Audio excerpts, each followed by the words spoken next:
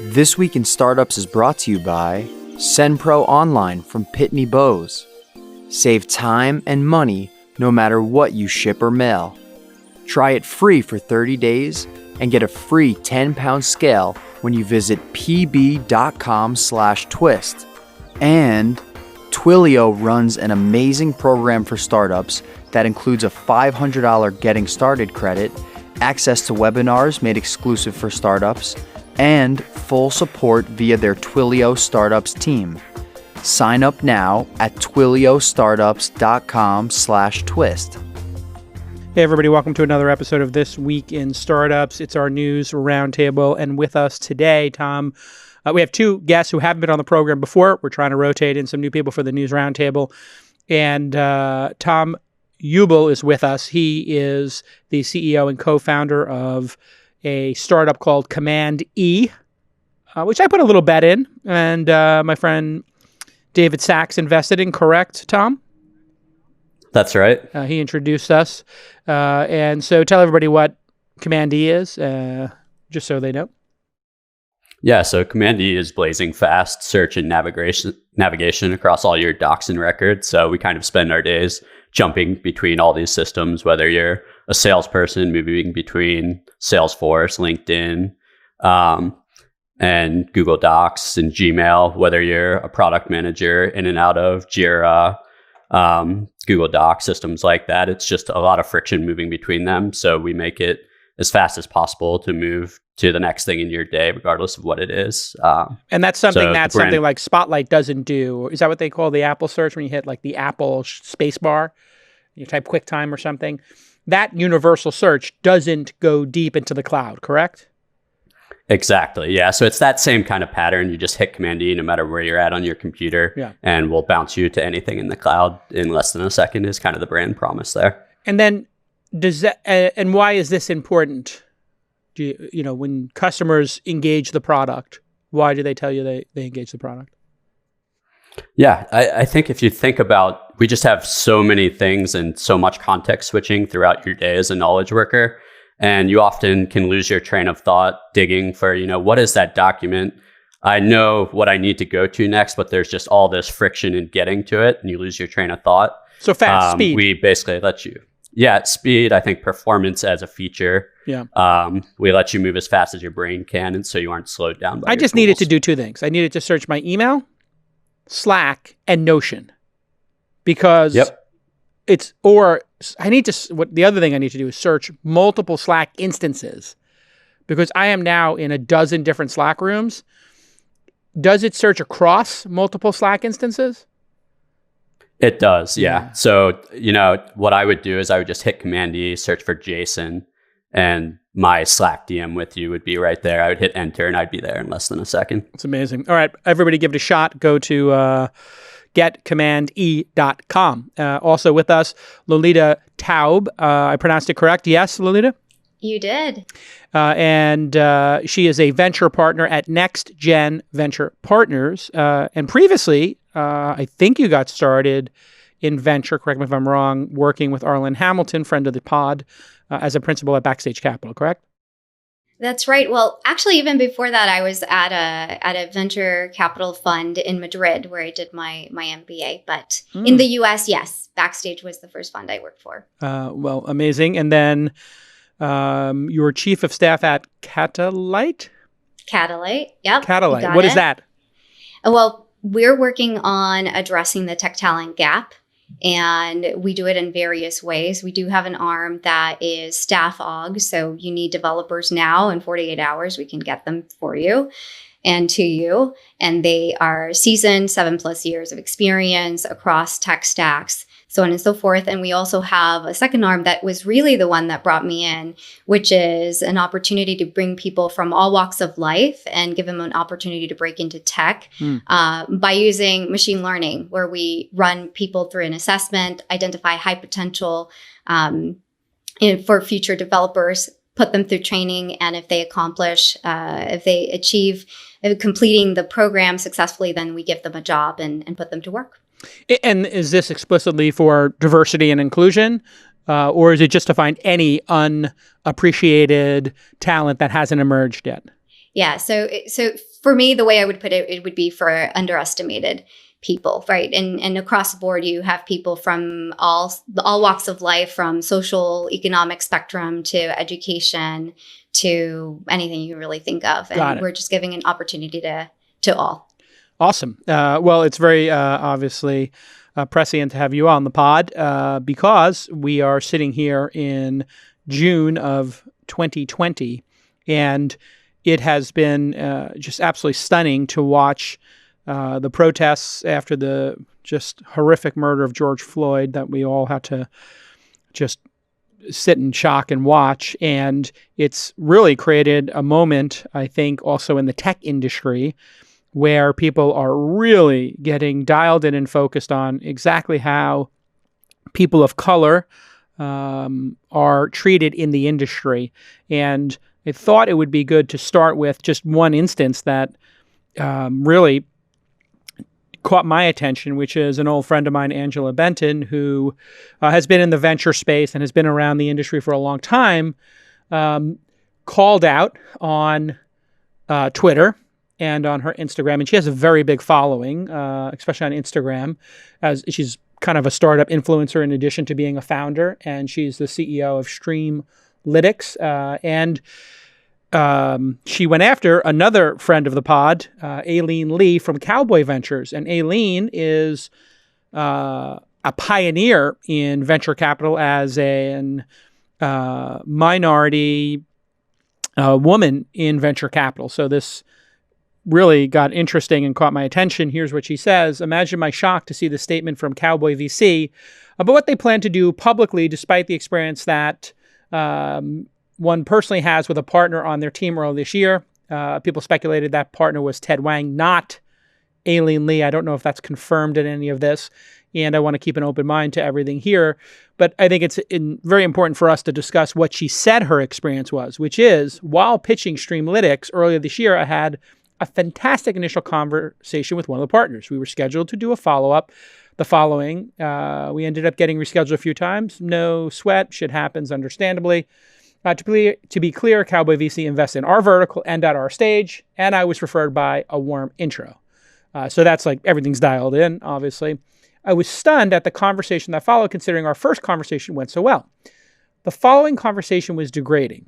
The partner's behavior and interaction with me was dismissive as I went through demos of our products and included hand-waving to advance me through parts of the demo they weren't interested in, eye-rolling, huffing and puffing, gaslighting as if I don't know how to articulate clearly the technology that we have built.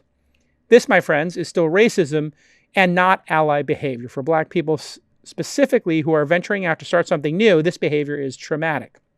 Despite all of my experience and credibility, after the call, I was admittedly worn down and reflected on what I could have possibly did wrong.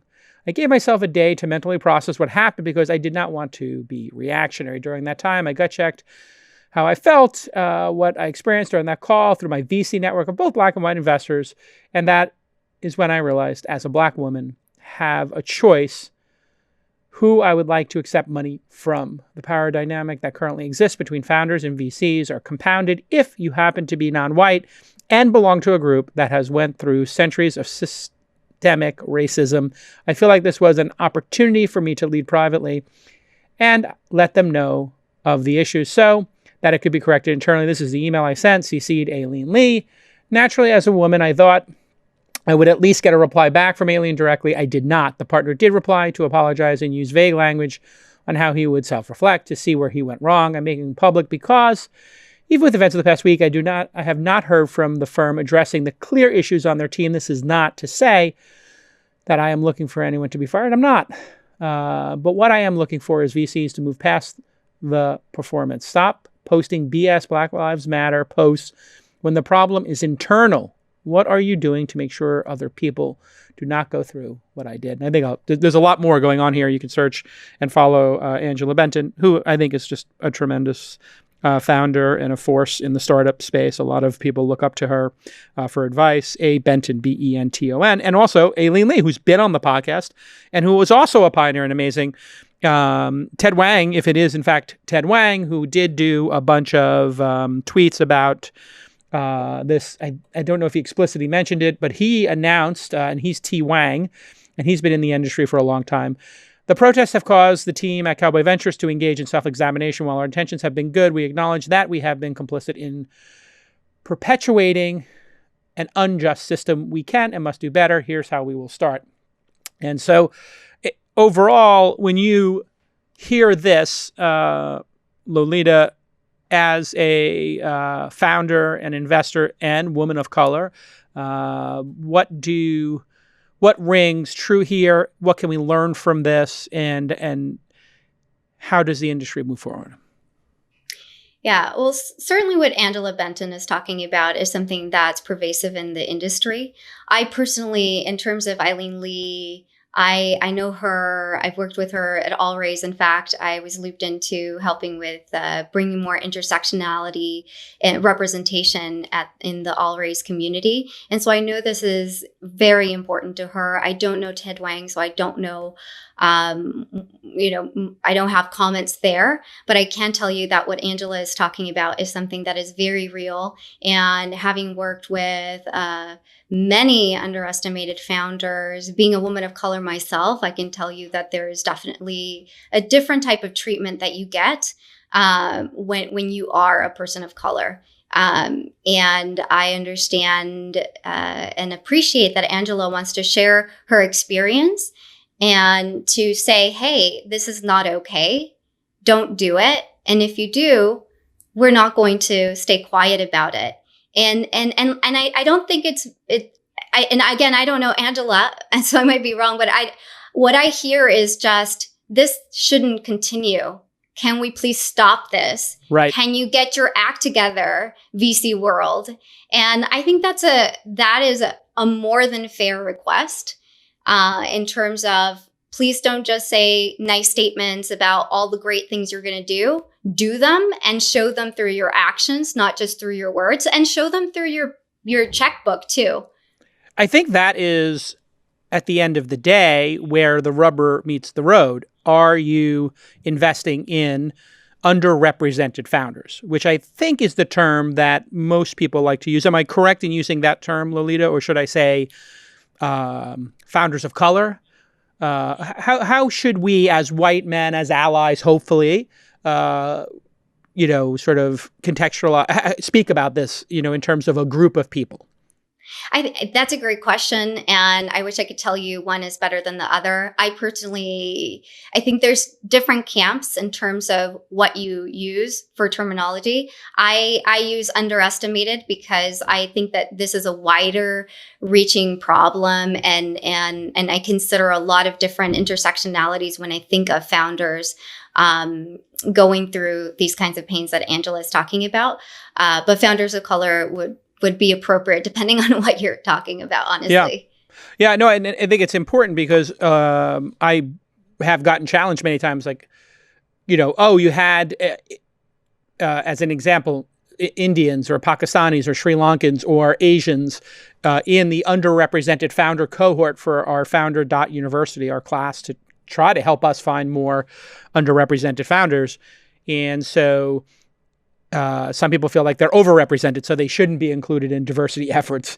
And so it's a little bit harder sometimes to keep up and make sure that you're addressing this and using language correctly. Tom, I know you really, as a white male founder, want to get in here and talk about race in the industry. But in all seriousness, you've met with how many investors in your life? How many investors have you pitched, Tom? Ballpark, 50, 100, 200? Yeah, that's a good question. I mean, yeah, it's obviously a very important topic and I think unique moment to talk through it. I've probably, between our fundraisers to date and getting to know downstream investors, probably met with somewhere between 30 and 50 at this point. Okay, great. We'll pick 40 as the number. Have you ever felt these type of specific moments that Angela's mentioned? In other words, come on, get to the next slide, or just having a VC be dismissive with you in 40 meetings? Yeah. So I think first of all, I would just say that the fundraising experience is, even the most successful fundraisers, it's a taxing process. You basically, as a founder, need to put aside everything else. There are so many aspects of running a business. You basically have to put everything else aside and say, for the next month, this is what I'm doing. I have had an investor who candidly, I think highly of, kind of give me the hand wave, let's get to the next slide before investing, not post-investing in a board meeting. We're like, okay, get to the point. This is before investing in you. So in other words, you've had investors exhibit rude behavior.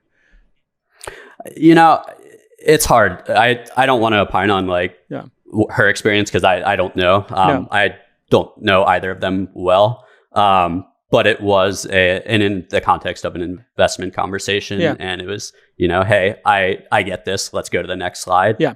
And I didn't.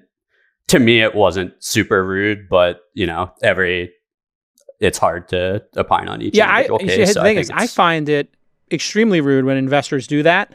And I actually have given specific advice in my book and in training my people about how to do this. And when we get back from this quick break, I'm going to tell you about this overall issue of just investors being rude and the blowback from it and why it should be called out, and why investors need to do a better job when we get back on This Week in Startups.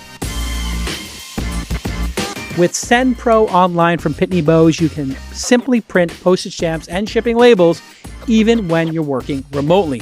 For as low as $4.99 a month, you'll get access to special discounts and save up to 40% off USPS Priority Mail. And if you don't know what Priority Mail is, it's amazing. It's such a deal. Plus, for being a This Week in Startups listener, you'll receive a free 30-day trial to get started and a free 10-pound scale to ensure that you never overpay. Some SendPro Online benefits include printing shipping labels and stamps, even when you're working remotely, scheduling package pickups and tracking shipments from departure to arrival, and save up to 5 cents on every letter and up to 40% off USPS Priority Mail. Starting at $4.99, you can calculate the exact postage online and print from your PC, avoid trips to the post office. All of this is going to save you a lot of time and a lot of money. So here's your call to action. Go to pb.com/twist to access a special offer for a free 30-day trial plus a free 10-pound scale to get started. That's pb.com/twist, TWIST, to experience huge savings in your shipping costs and a free trial of SendPro Online from Pitney Bowes. Thanks again to Pitney Bowes for supporting the pod. All right, we're back. Lolita Taub is with us. You can follow her on the Twitter, Lolita Taub. And Tom Uebel is with us. He's TAUEBEL on the Twitter. And so, it's interesting, Lolita, I think, have you ever, as an investor, not been on your A game and maybe had a founder have an unpleasant experience with you when you were on the other side of the table? And then how do you think about really investor behavior when they're evaluating and working with founders? Yeah. So, I think it's hard to say, hey, as an investor, I've always been perfect, or vice versa. The founders have always been respectful, because the facts are that on both sides of the table, sometimes there's behavior that you'd rather not see. Right. Yep. And I can tell you, for example, I was talking to a woman of color at one point, and I was reviewing her deck. I jumped on the phone call. I asked her some pretty difficult questions in terms of her business, and she actually took it quite personally. And later on messaged me and said that I had been just like a white male investor. Yeah. And it was actually a very shocking moment, because I couldn't even digest that. And so, and to be fair, I don't know, like maybe I was being rude in my questions. Right. And I think here I open up, Jason, and I say, look, with vulnerability, sometimes even if you're a person of color, you can also have bias. Sometimes you can also be rude without intending to. Maybe you're having, a bad day and you don't know. And I'm not saying because I don't want to excuse myself in this situation. That is what happened. Not all founders have had great experiences with me based on this one in particular, right? But on the other side, I have had actually recently, a founder reached out to me, a woman founder looking to fundraise, and I said, I'll write you a check. Just send me this. These are my due diligence docs that I need to look through, and pending Basic that, stuff, yeah. I'll write you a check. A couple months later, I get an email saying, it was a bit of a passive aggressive email saying, "Oh, too bad you missed out on the round. We closed with X, Y, and Z." And I responded and I said, "I told you to just send me the term sheet, actually." And I had gone through the stuff, and so that was a bad experience for me. Sure. So there's definitely, I think what people need to remember, and listen, I train the next generation of angel investors with Angel.University. And what I see happen all the time is people use these meetings, I think, let's just start with the investor side. On the investor side, neophyte investors, people who are new to the game, in a lot of cases, they might come to the table with a lack of humility, and they might be trying to prove themselves that they're smart, right? And so they ask very cutting, biting questions. And what I've trained people to do is in that first interaction, I just say, let people talk and let them feel heard, right? And you want people to come out of the interaction feeling better about you than, this is what I train my team. I want every interaction with the founder, I want them to feel better about their relationship with us and our brand than they did when they came in. So that doesn't mean you have to sugarcoat it, but I do think you have to be careful that if you're too cutting or biting or critical, especially in the first meeting or two, you're doing it wrong. It's not an opportunity for you to list all the reasons why this will fail and 80% fail. So that's like saying oh, you're going to do something really hard, you'll fail. Oh, you're going to the Olympics? Mm-hmm. Oh, you're going to the Olympics? Oh, you probably won't win the gold. It's yeah, most people who go to the Olympics don't win the gold. That's the nature of going to the Olympics. Going to the Olympics itself is success. So celebrate that success and ask short questions and let people come out of it and feel better. And I have had people on their BlackBerries back when I was an entrepreneur to date it. I had somebody on their BlackBerry while I was pitching, and I stopped the meeting and I got very upset, but I didn't show how upset I was. I just stopped talking and I just stared at the person until their partners kicked them and said, and I said, I just don't want you to miss this because I flew up here to meet with you and I've got 30 minutes and I just don't want you to miss this. And then they apologized for that. You have to be super vigilant and careful because also on the other side of the table, founders are putting themselves out there. You got to remember, they might have gotten 50 no's, right? And they might be just absolutely exhausted from this process, which you pointed to, Tom, exactly how exhausting this is. So anyway, and I'm not perfect in interactions either. I had a lot of YC founders who got upset at me because I just couldn't understand their valuations. And I would say the valuation makes no sense to me. You want $12 million. I invested in Uber and, Calm for $9 million combined.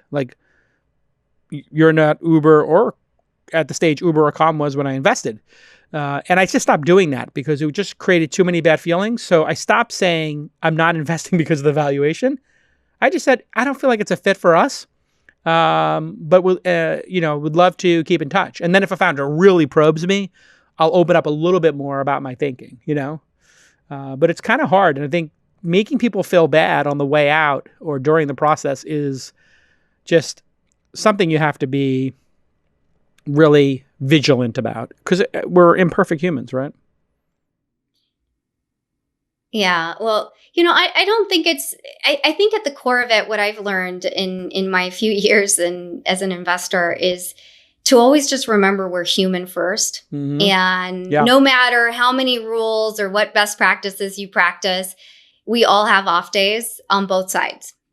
But that is not to excuse any of the systematic challenges that we have in our industry that do relate to favoring a homogeneous group of people and marginalizing founders that can indeed build great companies. I mean, one of the things that really upsets me is that oftentimes when I've presented a deal to an investor who's more of a traditional investor, that's what I call it, traditional, they'll say, "Oh, that's nice. Is this for charity? Oh. Is And so there is this other aspect of, even beyond the rudeness in a pitch, there is this consideration that as soon as you are a woman or a woman of color or just a person of color or just a underestimated founder, that sometimes just by default, the first thought that comes out in somebody's mind, and I've had this happen in conversations with other investors, is, oh, that's nice. Oh, that's a SMB business, or what is this hair product thing, or what is, because the markets are not understood. But if you step back and think about how we are, I mean, Gen Z's already minority majority population, you start to see that having a homogeneous outlook on life is not going to pan out in the long term, and it's really important to appreciate diverse founders for the edge in business and perspective that they provide a market that's evolving into something that is not homogeneous anymore. It was very interesting for us when we tried to increase the number of underrepresented founders that we were meeting in order to invest. Our free events didn't really help. We were doing these free events, and we still saw a very low number of people of color applying. And I guess, you could say, okay, well, you did a free event and not many people applied. We did the best we could. And then what we challenged ourselves internally was to do an event just for underrepresented founders. And when we did that, the number of applications went through the roof. When we asked people why they came to this event and not other ones, they said, well, when I saw you were doing this Founder University for women or Founder University for underrepresented founders, Jackie, who runs it, I realized that you were really committed to this, and therefore I applied because I knew you were taking it seriously and I should give it my attention. So I think creating spaces for these founders to have, 100% of the energy in the room has been a breakout for us. I don't know if anybody else can benefit from that. But if you're not seeing enough deal flow, you have to ask yourself, like, maybe people don't feel like contacting you. That's a real phenomenon as well, right? I mean, you just saw Angela say, I'm going to watch where I put my money, where I take my money, right? And other founders are saying the same thing. And authenticity in this game right now is real. And that is going to be, I'm seeing it be more and more the currency. What are you saying? What are you doing? Where are you writing your checks? And what does your team look like? I have had several VCs, big names, call me and ask me, what do I do? And I said, it's pretty simple. Look at your team. Hire people that are representative of the deal flow that you want. And make it real. Don't make it some sort of statement that's for PR and marketing and hope that the fad blows over. Because I don't think that is what is happening anymore. I do think that there's a lot of stickiness to what is happening now. Yeah, it does feel like this is a tipping point in culture. We've never seen anything like this in terms of the number of people protesting. It's really eye-opening. And then people demanding change. Tom, I'm curious, how many people you have at the firm now? So it's just a team of 5 at this point. So when you're early stage like this, how do you think about diversity and making sure that you create a culture where people feel welcome? And have you given that a lot of thought in relation to what's going on right now in the streets? Yeah. So we're about to hire our next wave of people, bringing on more engineers, a designer, somebody to work with me on the business side. And it is something that one of the things I've been coached on early on is, if you don't think about all these things early on, you can hit a tipping point where it's kind of too late. To, I think, Lolita's point, at a certain point, people do look at your team page and say, I'm not sure I'm going to be welcome there. At the end of the day, we just want good people that care about the problem that we're solving, and that are extremely talented. And people like that can come from anywhere, basically. So I think at this point, I do all my own work on the recruiting side. I think that's super important. So yeah, it really is just making sure you're not overlooking potential sources of great talent. Yeah, and being remote, I think the movement to remote is going to help this issue tremendously, because if you were in a region that wasn't diverse and didn't have a lot of candidates who were people of color or women, whatever it happens to be, that you're trying to solve for, well, you're going to just have a smaller pool of candidates if it's within 20 miles of San Francisco, right? Or 30 miles of San Francisco, whatever the max distance is. But if you're remote, wow, you can look for people all over the place. And that's actually really worked for us as well. We have a number of employees in Canada, and we've been able to really find a more diverse group of people, than here in San Francisco, let's say. And I think that's. I'd like to challenge you, Tom, a little bit on finding good people, and this is because it really hits a chord in the community, in terms of this idea that there is such a thing as meritocracy, and that only good people get jobs or leadership positions, which I don't know if you agree with that, but I certainly don't. I do believe that there are people from all walks of life, all backgrounds, socioeconomic backgrounds, everything that can rise and provide the quality and output that any company is looking for. I do realize that within our spheres, it might be a little bit harder because within our networks, perhaps this is where the pipeline argument comes in. Maybe within the sphere that you exist, it's harder or it seems to be unexistent. But we are here. We are ready. And there's so many people that look all types of colors and sizes that have the skill set to do and fill any role. Let me ask you a question about that, Lolita, in terms of, and I'll let you respond as well, Tom. When you say the pipeline problem, I've heard people say there isn't a pipeline problem, there is a pipeline problem. It seems like a very charged word. So just looking at the supply and demand, many tech companies here in the Bay Area, and I think on a larger basis for the last couple of years since they've been actually publishing their statistics, and they want to change them, right? Like Twitter publishes their statistics, YC publishes their statistics. There's been a bit of what I've heard privately, and I think people don't want to say it publicly. There's such a competition for diverse candidates that there is, in fact, a supply problem. There is a pipeline problem, but people don't want to say publicly there's a pipeline problem. And then there's a competition for the folks who are elite and maybe who have worked at 2 or 3 startups and who are a diverse candidate. What's valid about that back channel I've gotten?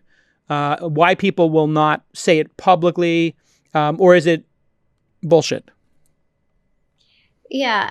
So, I mean, I think it's bullshit. Okay. In short. Unpack it. Yeah.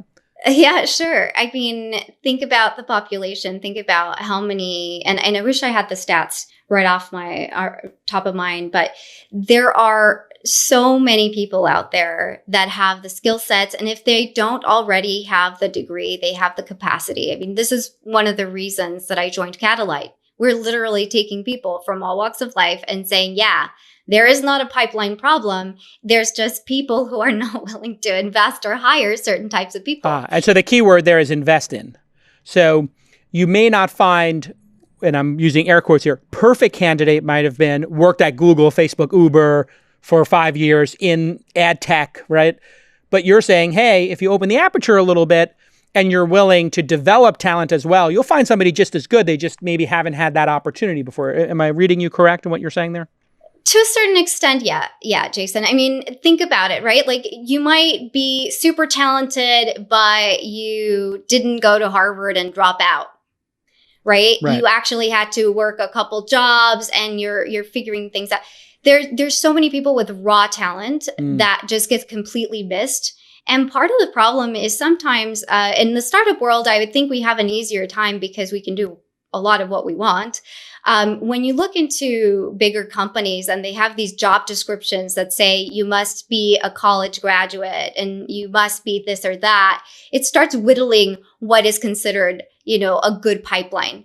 But I think that's an archaic way of looking at things. If people can get the stuff done, they can get the stuff done. I don't think there's a pipeline problem of people who can get stuff done. I think there is a problem of people pattern matching to a particular profile and working through a particular process.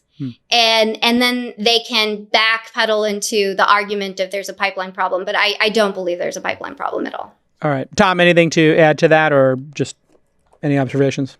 Yeah, I think a phrase I've heard a lot that I tend to agree with and like a lot is that, talent is everywhere, opportunity is not. I can tell you with our own team, to Lolita's point, if you think about the founder perspective, you're generally working on something that you think is incredibly important and that if you succeed is going to move the world forward.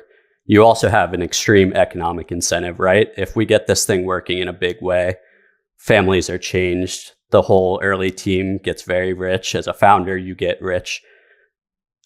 If you boil it down to that, unless you are extremely biased, or even if you do have some bias, you need to cut through that because all that matters is getting the right people that are going to deliver on the vision that you've been selling and that you believe is going to matter. And so there's things you can do. We tend to try and get people writing code rather than going purely off a resume. I can tell you there are people on our team that didn't go to college. Everybody that did go to college on our team actually went to state school, I believe. I don't think we have a single Ivy League. Yeah, I love that approach. I think, if you're looking at really what people are being hired for anymore, it used to be Facebook and Google before them were very much looking for the people with the highest test scores. There were people who actually looked at SATs.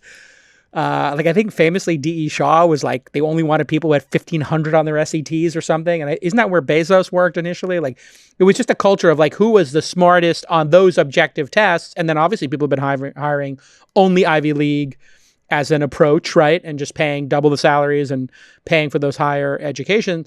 And then today you look at it, it's like, well, what does it matter? I just need somebody who can push code. I don't need somebody who's got a Harvard logo or an MIT logo. I need somebody who actually can code and who can solve this very acute problem, which I think being remote and, hiring based on those really finite skills really does open things up. So I feel optimistic when we get back.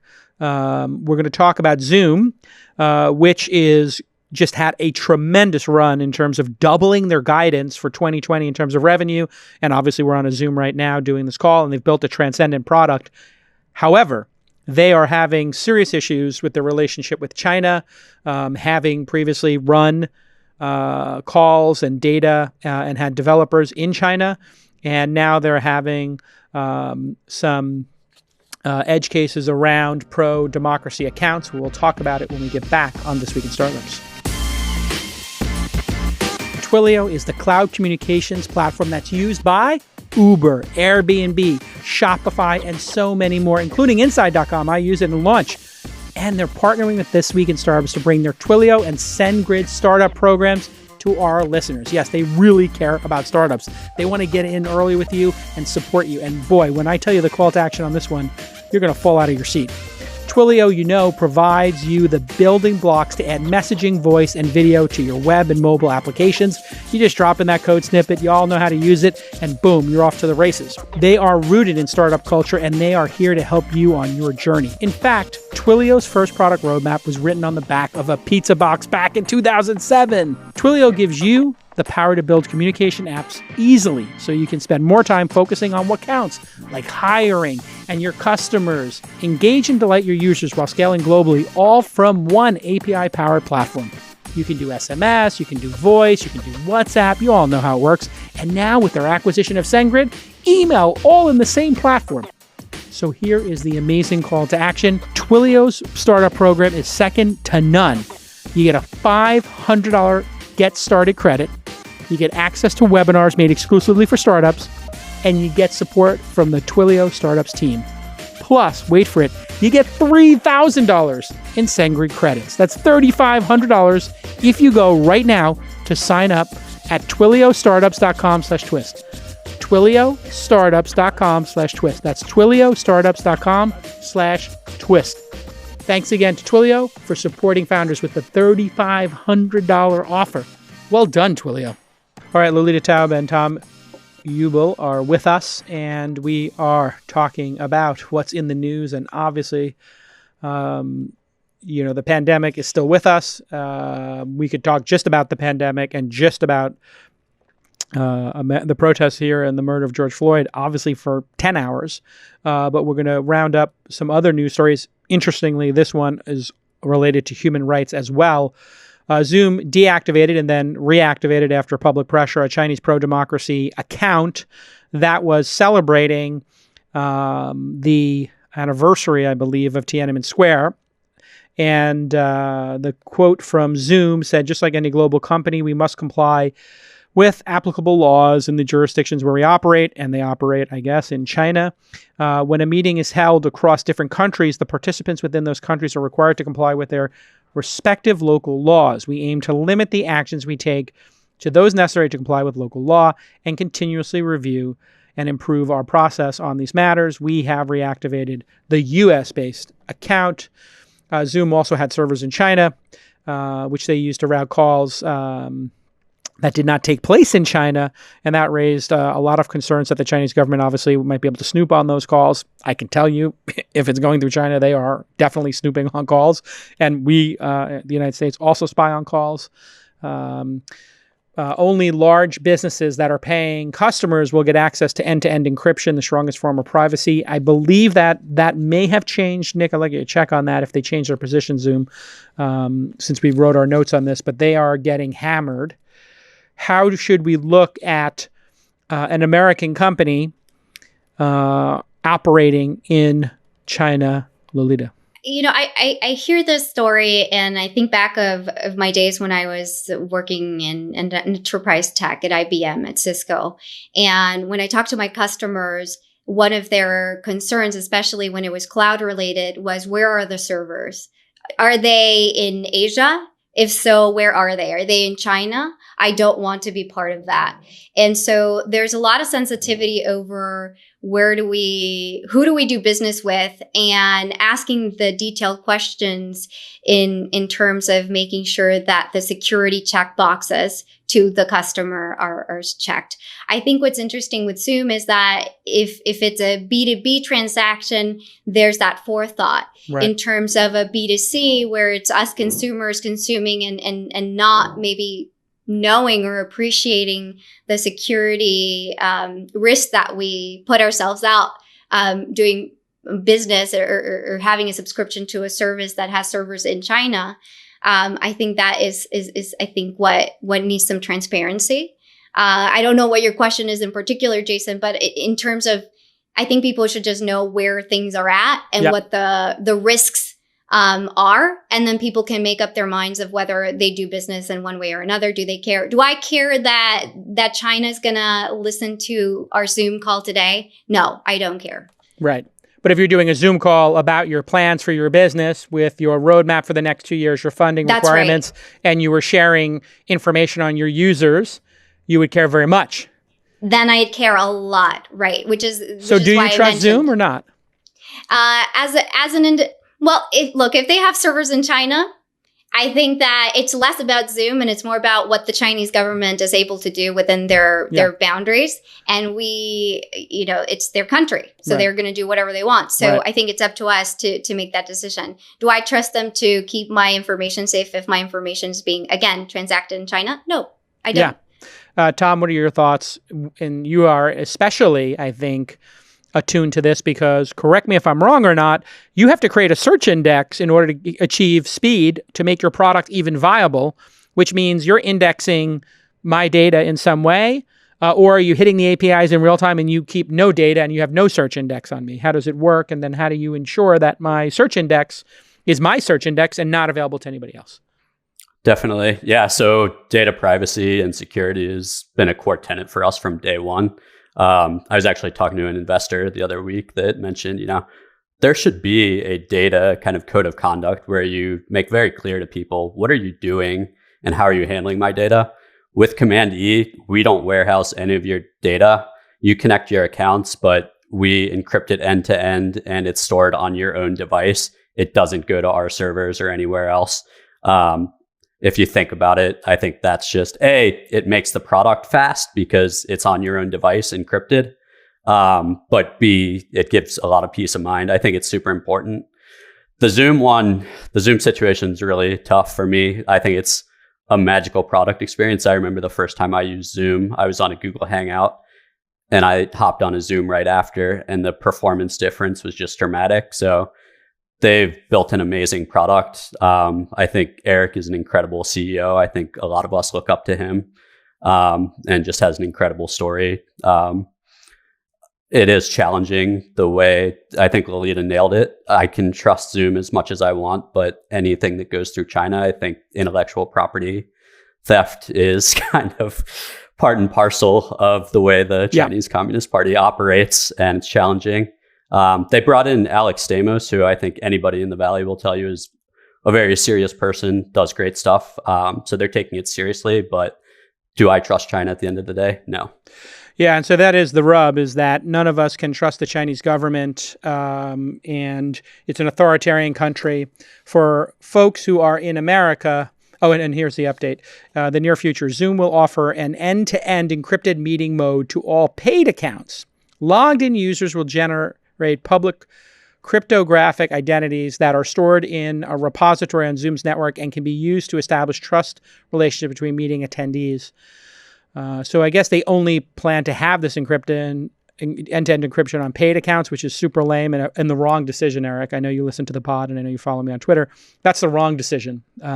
It makes it seem, and you may not have done this intentionally and there may be cost to it, it makes it seem like you're doing this deliberately, that you're not making end-to-end encryption available to everybody deliberately. Terrible decision, Eric, on Zoom's part.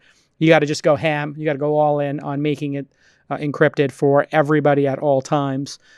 These end-to-end encrypted meetings will not support phone bridges, cloud recording, or non-Zoom conference room systems. And that's from May 7th. So let's break that down. Phone bridges, hard to do, I guess, because it's not on their network. I understand that. That's just a warning, right? Cloud recording. Now, why would cloud recording not be encrypted? That's probably a cost issue. Or non-Zoom conference room systems. That makes sense as well. They can't be responsible for what you do with your webcams, et cetera. So that's just a good warning. Let me break this down for everybody. Make it really clear. Zoom's a transcendent product. You should not trust any products that are built in China or that work on servers in China. And arguably, if a company is too in bed with any authoritarian government regime, you have to wonder about them. And we have that here in the United States with Palantir, right? We're like wondering like, hey, Peter Thiel, Trump, Palantir, what's going on here exactly? You have to be vigilant even in a democracy with a lot of checks in place. But then you go to China, those checks don't exist. And in fact, if you're an American, I think you have to take a moment and assess if you want to make 20% more money, 30% more money, 10% more money by operating in China. There's one argument that engagement with China leads to them trending towards democracy, trending towards better human rights. The truth is, we have not seen that. What we've seen is China roll over Hong Kong. We've seen them put people who own bookstores or practice a certain religion in jail and tortured and re-educated. I'm using air quotes for re-educated, but re-educated means tortured. And so as an American, whether you're the NBA or you're Disney or you're Zoom, you have to decide, do you want to hand over users to the government, which is what Yahoo had to do when they were operating over there and why they got out, because it made it untenable, and why Google is not there and Google doesn't have their servers there. Once you're operating in that country, you're going to be turning over people to be tortured. And just let that sink in. Now, if you're Zoom, they've done an amazing job responding to this, but they have a higher level now to prove to us that they are not in the Chinese Communist Party's, the CCP's party's pocket. And that means you have to disengage from that country, or you have to have a different product there in a different subsidiary, and then be prepared to hand over people. And that's the long and short of it. And I choose to not take money from my funds or in my life from authoritarian governments. It's just not in my interest anymore. It never has been, and it shouldn't be if you are, if you care about human rights. Now, if you don't care about human rights, by all means, go all in. Many would argue Apple has figured out a balance here. The criticism of Apple is, hey, they built the phones over there and people are being paid horrible wages and they're living in barracks and it's inhumane and they're working 6 days a week. Another group of people who are also very smart, would say, well, the standard of living has gone up. Those people are becoming westernized in their entrepreneurial spirit. They have more resources, and then they can stand up to the government even better. And they're not keeping Apple servers over there, and that's a good thing. So we'll continue to debate this issue, but we're not going to solve it here. But I do think people have to think about, where do they want to make their money? And do you want to change the ending of your movie to appease the Chinese Communist Party? Do you want to silence people in the NBA who are fighting, for Black Lives Matter on one hand, and then tell them they can't fight for Hong Kong lives? Really? I mean, the hypocrisy is crazy. We need to fight for anybody who's suffering, and I think that's important to keep in mind. The suffering. There's a lot of suffering out there. All right, I'll end my rant. Anything you want to add to that, Lolita or Tom? Sorry to go off. I had to get it off my chest. I love strong opinions, Jason. I'm super fan of Zoom. I use Zoom, and I'm rooting for the company. And I invited Eric on the podcast. I know Eric's not happy with, some of the things I've said.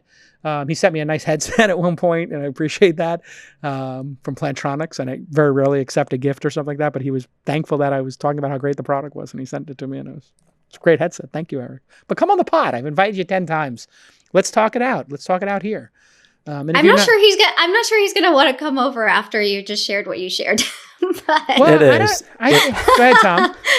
It is a tremendous product, and I do think it seems like we're almost ready for the great reopening. But you also do have to commend the way they've stood up something that supported the whole world, basically, as we were all stuck in our pretty amazing, yeah, studio apartments. And still really continue to do that. I've been so impressed because how many companies can just turn on the world after we go into work from home. It's pretty incredible. And they also just absolutely dominated Microsoft Skype, Slack calls, and Google Hangouts, Blue Jeans. I mean, all these companies just made products that were too complicated. And they just made this one that's a transcendent, amazing product. So congratulations. But don't blow it, is what I'm saying, by killing consumer trust. I mean, Elon kicked it out of Tesla for a reason. He just felt like this was too dangerous to have in the company, the way it was rooting people's Windows machines, et cetera. So you gotta, and I think it becomes an Achilles heel. I actually think that if there is going to be a competitor to Zoom or a coexister, the way they're going to make it work is by offering encryption to everybody at all times and making it the safest version of what Zoom could be. So Zoom might as well just go right into it. All right, we have a new generation of investors, millennial investors, Gen Z investors, and Robinhood is part of this phenomenon. Robinhood, I think, has over 10 million members. Nick can check that for me and dump it into the chat room. And then that has created this incredible WallStreetBets kind of subreddit phenomenon of people essentially looking at buying stocks as, I would say, not just for their future and for wealth creation, but maybe as a pastime. And there are a number of these meme stocks like Nikola, which and the recently bankrupt Hertz, which had got dragged into this massively popular and bizarre race where Nikola became worth $30 billion without having a product in market. They make, trucks that are electric trucks, and I guess will compete with Tesla's Semi. And on top of that, Hertz, which filed for bankruptcy, kept going up, even though people know that the likely scenario is that the equity gets wiped out. So I guess the question here is how much of an impact this is making on the market. And then just adding to this, the Barstool Sports founder, Dave Portnoy, who I want to get on the pod because he's just endlessly fascinating. I know I'm late to the party in following him. But his Periscope had over 100,000 views today, and he's doing Davey Day Trader and saying, I guess the meme is stonks only go up. Another way of saying stocks only go up. And then today, the Dow plummeted. So I don't know what this crazy behavior means, but any thoughts on it, Tom? I guess the first thing I would say is everybody should check out WallStreetBets, the subreddit. It is hilarious. The memes are tremendous. I think you have a lot of people with more time on their hands than they know what to do with right now. Not spending as much money as they might, as we're all kind of confined to our apartments. That's a good theory. So yeah, I mean, my hope is people that don't know what they're doing, hopefully just play with fun money. I started playing high stakes poker when I was 15 or 16, so I'm in no position to call anyone else a degenerate. But yeah, I mean, the reformed finance major in me has to say, build your emergency fund, max out your IRA, throw the rest on Wealthfront and some index funds. I know you'll like that Wealthfront plug, Jason. Yeah. But, yeah, I mean, index funds are the way to build long-term wealth and to ride out these storms. And if you want to gamble, by all means, go ahead and gamble and learn how to trade stocks, but do it with the amount of money you can afford to lose. I like you as a gambler, a high-stakes poker player, and I don't do sports betting, but I know a lot of people who do. I find that you don't have any control of the outcome, generally speaking. I know some people think they can handicap really well. I don't know if that's proven to be true that often. But I do feel like this is positive because they're actually learning a lot about how the stock market works. And yeah, if you bet on a bankrupt company or you bet on a company whose product's not in market, you're going to learn a big lesson because Nikola, in all likelihood, in my mind, is not going to be worth $30 billion next year or the year after or for the next 10 years. And I would be very surprised if their product even makes it to market. I don't know why there's a public company for a product that's not even in market yet. They did some reverse merger. Any thoughts, Lolita? I mean, if you're a gambler and that's your thing, that's your decision. I think that in terms of the implications of these gamblers gambling in the market, I think there are bigger fish that will move the needle and not these millennials on Robinhood. I definitely think the COVID impacts of how we're driving supply chains and moving products around and living and selling, I think those have more impacts on the market than the Robinhood investors. All right, so let's go to something less controversial, Reddit, and some of their subreddits. There's been a lot of talk about Reddit, and maybe they were kind of a dark corner of the web for some period of time. They cleaned that up, but many people felt they should have gone a little faster, including Alexis Ohanian, who was just on the podcast last week or the week before, and said he felt like some subreddits should have been cleaned up faster.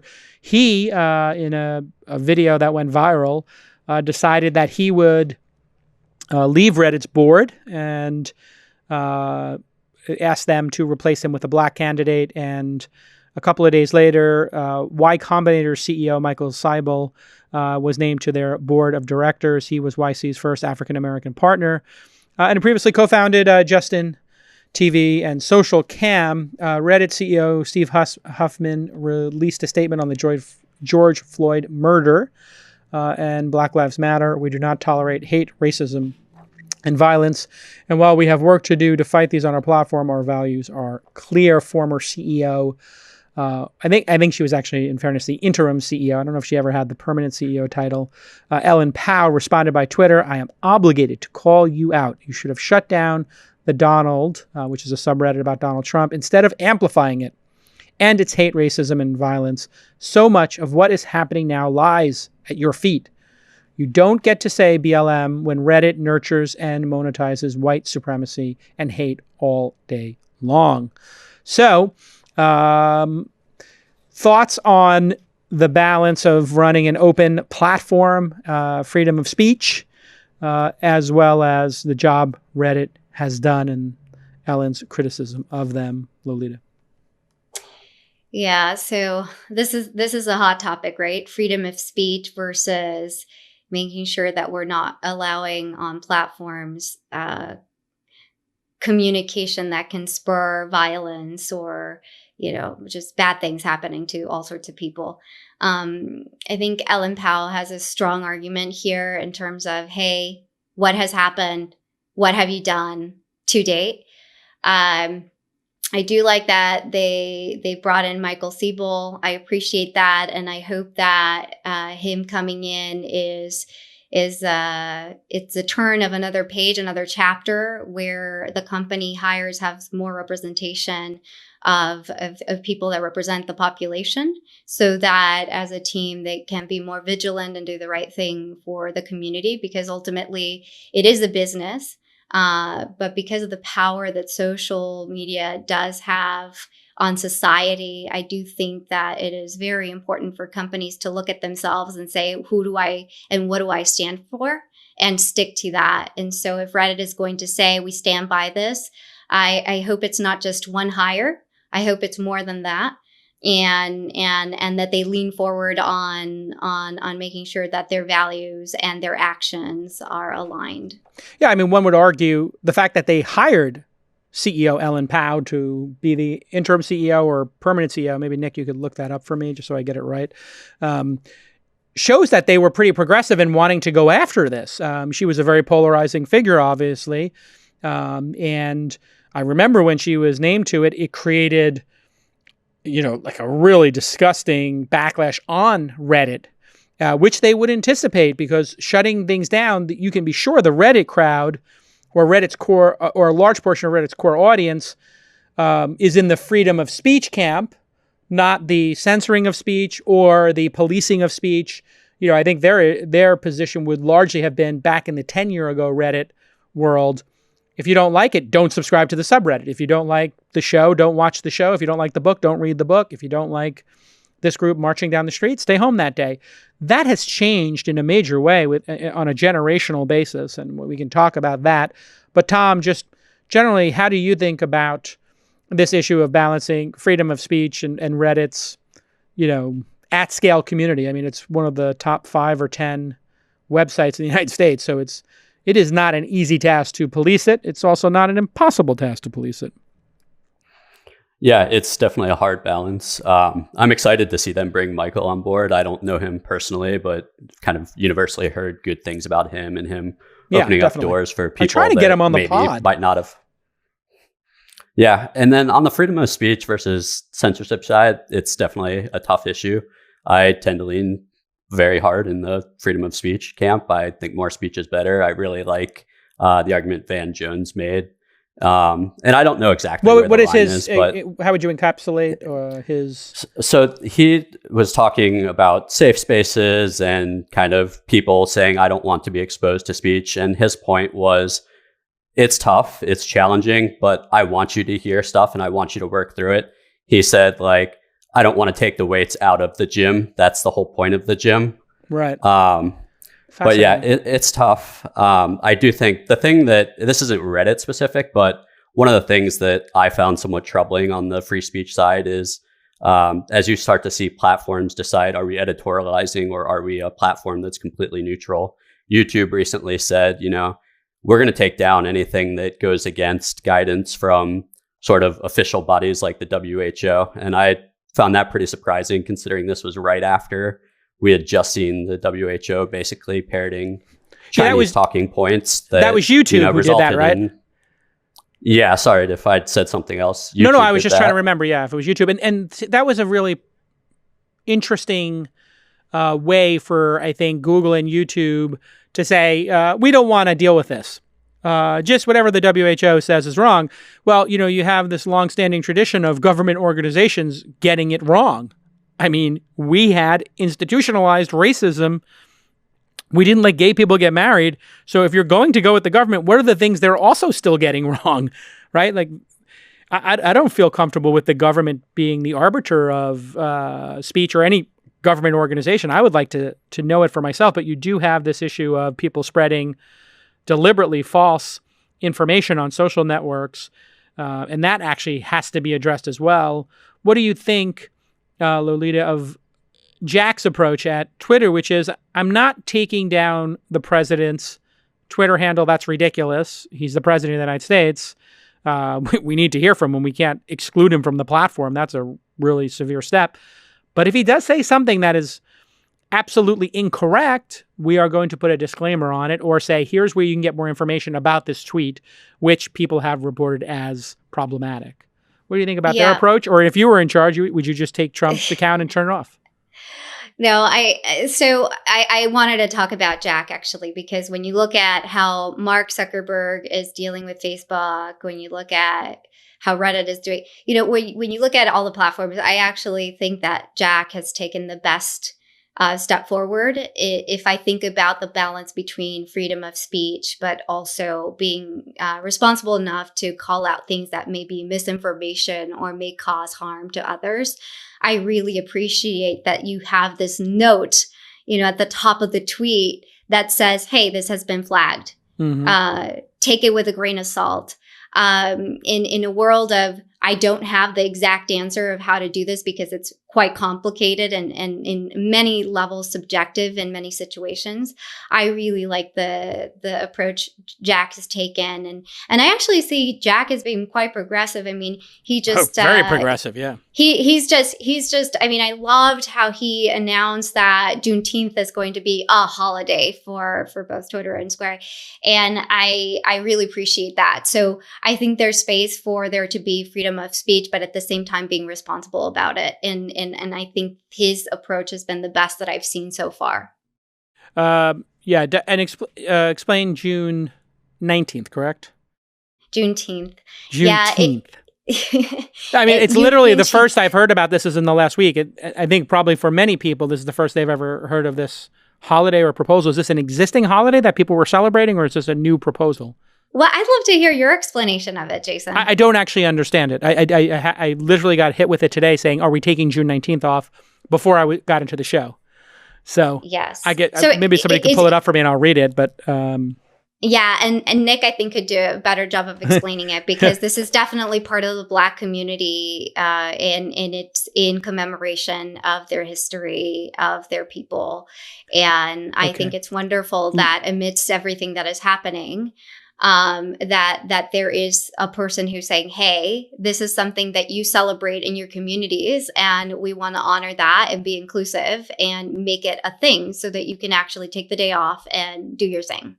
Got it. And so it's known as Freedom Day, Jubilee Day, and Celebration is an American holiday celebrated on June 19th. On June 19th, I'm reading from the Wikipedia, 1865, the Emancipation Proclamation, which had been issued on January 1st, 1863 in the United States, was read to enslaved African Americans in Texas by Gordon Granger. So that's the background on it. And great. I mean, I'm for anything that helps us move forward and help heal these wounds. I've been thinking about it a lot in terms of opportunity, and I'm no expert on reparations, but I did do a little research on it. I was just thinking, like, I know very hard to execute on reparations, but we just poured trillions of dollars into the economy. We gave people PPE loans, or PP. Is that what it is? PPP. PPP. PPP. I'm getting PPE and PPP mixed up. But we gave people all these incredible loans. We sent people $1,200 stimulus checks, but we can't address the actual issue of reparations. Well, we just did a global money drop. I would suggest we maybe bring this topic up of reparations and say, hey, anybody who's African American in this country, you don't have to prove anything, but we're going to make, I don't know, 2-year colleges available for free. We're going to give $50,000 small business loans and actually create an opportunity path for people who maybe have had opportunity, not given to them and taken from them for 400 years. Mm-hmm. It's a really easy solution. A $50,000 loan paid back over 30 years if the business succeeds. If business fails, it gets wiped out, obviously. Why don't we start some programs like that? Well, Jason, I mean, that's a good point. But just even looking at who was the recipient of PPP loans and who were the communities that were having the hardest time to get these loans. Oh yeah. When you look at it, I mean, it's a little bit embarrassing, a lot embarrassing that you would say, hey, let's do these programs. Well, how about just allowing these people to get the programs that exist? Yeah, and we can start there. It had to do with banking too. Like if you just think about banking, I was watching across my portfolio people who were applying. People who had the more, let's call them elite banks, the less, consumer banks and the more elite business banks were having a much easier time calling their banker and getting shuttled through the process. Now, if you had a commercial bank that, is one of the big brand names that everybody has and, is for not just big business, but for individuals, they had a harder time getting an answer because those people are not staffed to pick up the phone. And so you just had this systematic would be a better word for it, bias built into it. Well, I don't think it's just about the access. I think it's race. There's racism in there too. I mean, oh, really? You think people specifically looked at it and said, this person's black or this person's Hispanic, I'm not going to process their loan as quick as a white person's? I do believe that happens. I can't say that everybody, but does that happen? Yes. Huh. Interesting. Yes, I do think so. Yeah. Okay. Yeah. I mean, I haven't heard a claim of that, but it could very well be happening. I mean, we just saw somebody get murdered, in a 9.5-minute video when they were completely unnecessary, obviously. All right, let's talk about COVID and getting back to work. The stay-at-home order is in effect, has been in effect in California, I believe, since March 19th. Or maybe. I think it's California, Oregon, and Tennessee are still shut down. While everybody else is opening up. The Bay Area was earlier. I went into quarantine on the 12th, which was a Tuesday, Wednesday, Thursday, Friday. So I think it was 15th maybe we went officially on a Friday. But we're still not going back. Does it feel like we're being too permissive in going back or too conservative to you, Tom? It's hard to say. I think we'll know a lot more soon when you look at some of the states that have reopened and a lot of the protests that you've seen throughout the country. I think that's a pretty good test. If we see no spike in cases from these protests, I think it's a pretty clear, hey, be cautious, but masks work. Let's get this thing going again. It's been hard to see the amount of suffering you see. Helicopter shots of people lining up for food banks. And you do really have to say, we need to get this thing going as quickly as we safely can, but be responsible. So I'd love to see it go as soon as we can, as long as we can do so responsibly. And I think you're starting to get good test cases and we'll know a lot more soon. But it'll be interesting to see how everything shakes out. It's been a wild ride the last few months. Lolita, same question for you. Too early, too soon? Too soon, too late? What do you think? I think we might be getting ahead of ourselves. I was talking to Tom earlier. This is just my personal perspective. We don't have a vaccine and there are people who are acting like nothing is happening. And so if everyone went out, opened up and wore a mask and did all these things, I'd feel a lot better. But because we don't have a vaccine, I don't feel safe. I am probably going to just stay at home a lot until we do have a vaccine. And so would you sit outside at a restaurant? I wouldn't, not now. Okay. So I'll take out, in fact, I have gone as far as trying to just make food at home. Yeah. Wow. As much as possible. Okay. How's that going? I'm serious. I'm serious, Jason. Yeah. It's scary. And, I was telling Tom that my mother lives with me. And what is scary is not necessarily what can happen to me, because as what we've seen from the data, it's okay. Younger people are okay, but it's those older folks that can really have severe things happen to them, even death, right? And so that's where it starts getting, to me, it becomes very much paranoia over, well, what if I'm a carrier and I spread it to other people, or others do the same and I have this impact on my family? It becomes a very serious thing. And I think that there's also, because of the summer, I also understand that there's been some data out there that says that corona will probably the cases will be a lot lower because of the weather. But then as soon as the winter hits, what's going to happen then? So there's a lot of speculation. I get it. I am definitely paranoid. And I'd rather do work from home as much as we can. But I know that those people with parents, as I was telling Tom, they don't feel the same way. No. And they're okay with going back to work immediately. Tom, what about you? Are you, would you eat in an outdoor cafe in San Francisco, the Bay Area, in this week or next? Would you feel safe doing that? I'm in no rush, to be candid. So you wouldn't go to, if I said, hey, let's go get some rum, we'll sit outside. No.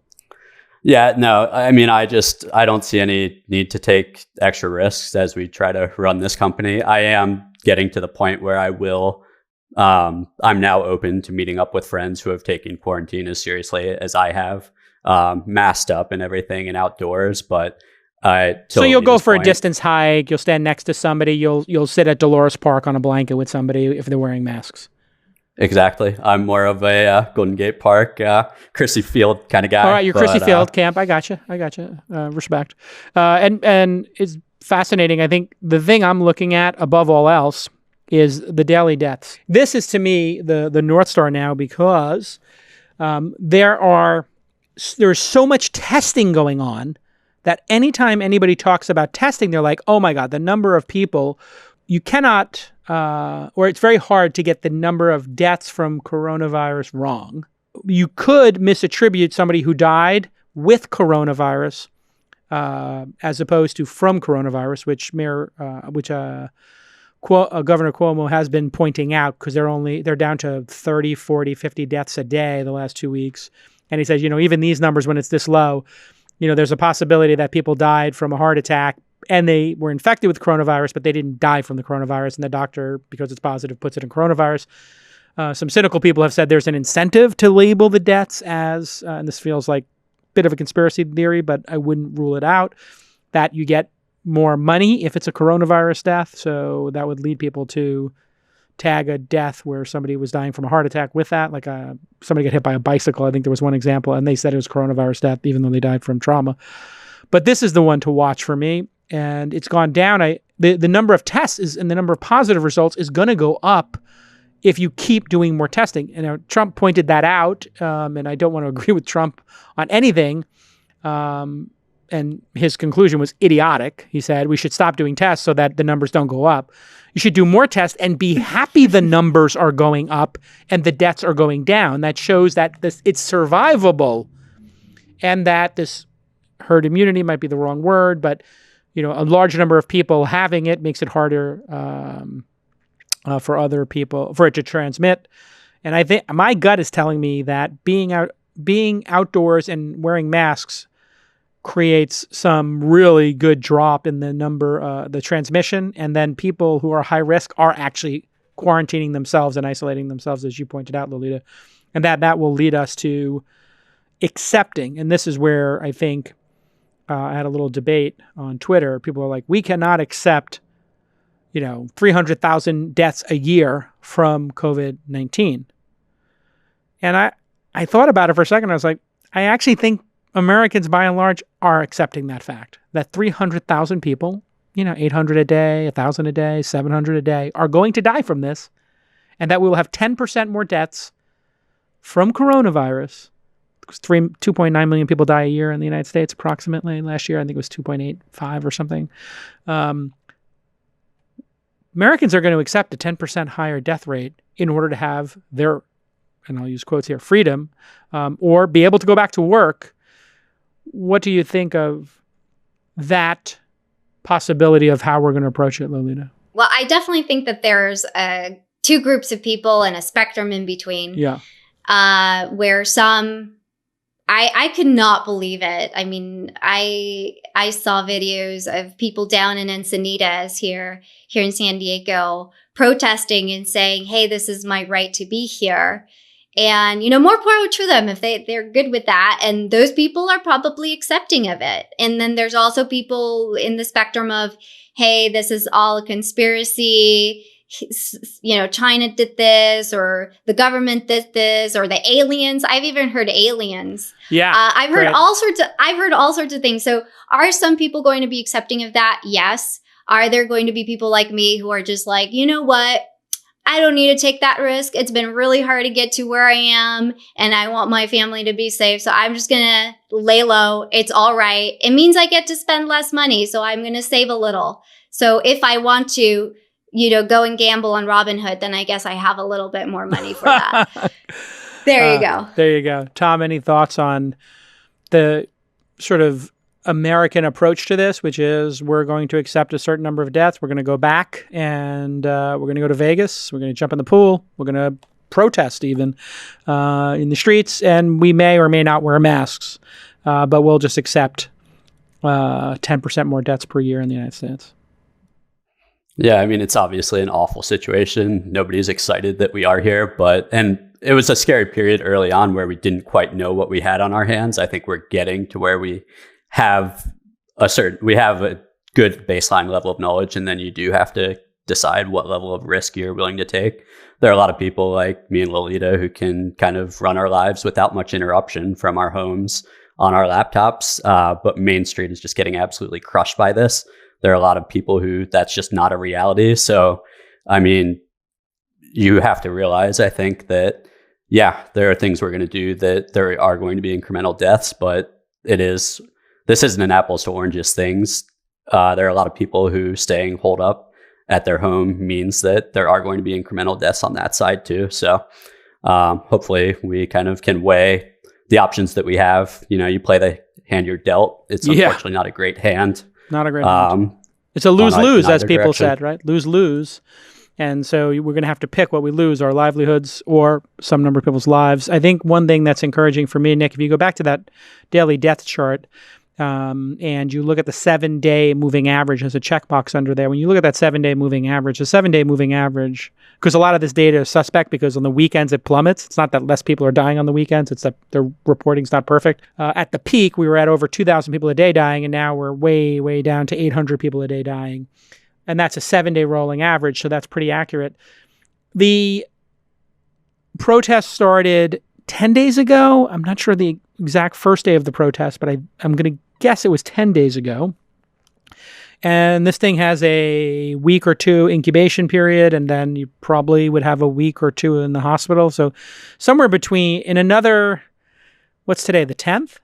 The 11th. I think we're going to know in this chart what exactly the risk is of 100,000 people, 10 or maybe 10,000 people and 50 cities going out and being in a confined outdoor area. And that is going to be very telling. So we are running experiments here in the United States in a way that, boy, I never anticipated when we were at that peak we would. But Vegas is the other one I'm looking at, is those people who went to Vegas and sat at a poker table, Tom. I mean, would you sit at a poker table right now and touch chips? I mean, I keep hand sanitizer with me every time I play poker, and I have to touch chips, and I'm just constantly washing my hands. It was funny. I was having this conversation with a friend the other night because the comps right now to go are just ridiculous. They're trying to get people back, but no, I don't see myself getting on a plane or going to Vegas or doing anything like that through this year, personally. Yeah. What do you need to see to go back to Vegas? What would you need to see? Vaccine, or deaths go down to 100 a day? Is there some number you've got in your mind, or you're just going to take it month by month, day by day? Yeah, I think personally I'm still in wait and see mode. We've got a company to run, a lot of stuff to do. So yeah, I'm just kind of leaning into work. All right. So this has been a great episode. Thanks to Lolita and Tom for joining us. Lolita, anything to plug? Anything that you're working on that we can share with the audience for them to check out? Yeah, well, I think it's an excellent time to be looking at investing in underestimated founders. Underestimated. I love that term, by the way. I'm going to use it. Yeah. And there's a few opportunities for you out there. If you follow me on Twitter, I'm constantly sharing information so that you can connect with a pipeline that does exist. And I prove it by showing it to you. In fact, last week, I put together a tweet that asked for a tweet pitch. And so there's, I think, something like 200 companies pitch. So if you want to look at underestimated founders, you can find them on my Twitter thread. I also started an investor startup matching tool, and this matches investors based on their criteria with founders who are raising. Very much focused on bridging the gap and getting those connections. Where to do I find that list? Founders. The underestimated founder matching service. This, all you have to do is go to my Twitter. It's a pinned tweet, and the link is there. And how does that work? I just say, is it a Google sheet or something, or? Yeah, the input form, there's an input form, and then I have a program in the background that my husband, I asked my husband to volunteer with me, and I are putting together. And so there's 2 forms, one for investors. So if you're an investor who wants to be part of the beta program, again, you could just go to that link. And then if you're a founder, you can submit your company. And after I submit my name, what does it do? It sends me 10 companies I should look at, or it actually matches me with them and says, meet with this company? No. So what it does is Jason, you send me your criteria, and I'll run the tool, and it'll match you, and it will only send you deals that are in line with your criteria. Now, it's not 100% perfect right now because it is the first few weeks that we've done it. But so far we've had over 10 introductions, 3 investments that have taken place. And we're just really excited to see more underestimated founders funded, and investors having the ability to say, hey, they exist, we exist, here we are. So come at me. All I'm right. here. It's twitter.com, Lolita Taub, Lolita Taub. That's right. And Tom, any plugs? Can people use Command E if they just wanted to go sign up right now? Or is it in private beta? Or do I have to pay? What's the story? Yeah, definitely. We launched a few weeks ago, made it available for anybody to download. If you just go to getcommande.com, it's available for Mac and PCs. I can give you a quick 1-minute demo if you want to do that. Oh, yeah, go for it. Sure. Let's do that. Let me share my screen real quick. Cool. So you can see I'm in Zoom right now. The nice thing about Command E is I can be anywhere on my computer. And when I'm ready to go to the next thing in my workday, I just hit Command E and our search box pops up.